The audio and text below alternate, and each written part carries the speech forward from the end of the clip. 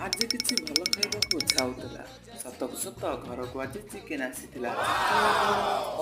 କେତେ ଖାଇବୁ ସେଥିପାଇଁ ନୂଆ କିଛି ବୋଉକୁ ନ ବନେଇବାକୁ କହି ଚାହେଁ। ଆମେ ଭାଇ ଭଉଣୀ ସେଥିରୁ କିଛି ମାଂସ ଲୁଚାଇ ଆଣି ସେଥିରେ ଶିଳବଟା ମସଲା ସହିତ ହଳଦୀ ଗୁଣ୍ଡ, ଲୁଣ, ମଇଦା, ଲଙ୍କାଗୁଣ୍ଡ ପକାଇ ଟିକେ ଗୋଳେଇକି ରଖିଦେଲୁ। ଗୋଟେ ଚୁଲି ନିଆଁ ରେଡ଼ି, ତେଲ ବି ରେଡ଼ି, ଚିକେନ୍ ରେଡ଼ି। ଏଥର ଗୋଟେ ଗୋଟେ କରି ସବୁତକ ଚିକେନ୍ ପକେଇ ଦେଲୁ। ଚିକେନ୍ ପଡ଼ିବା ମାତ୍ରେ ସବୁ ଚିକେନ୍ ସବୁ ପ୍ରସ୍ତୁତ ହେଇଗଲା। ଦେଇ ଏପଟେ ଗୋଟେ ଗୋଟେ କରି ସବୁ ଚିକେନ୍ ପକୋଡ଼ାକୁ ଥାଳିକୁ କାଢ଼ି ଦେଲେ। କଦଳୀ ପତ୍ର ଉପରେ ପକୋଡ଼ା ସବୁକୁ ସଜାଡ଼ି ସେଥିରେ ପିଆଜ, ଲଙ୍କା, ଲେମ୍ବୁ, ଅଳ୍ପ ଲୁଣ ଛିଞ୍ଚି ମୋତେ ପରସି ଦେଲେ। କି ସ୍ୱାଦ!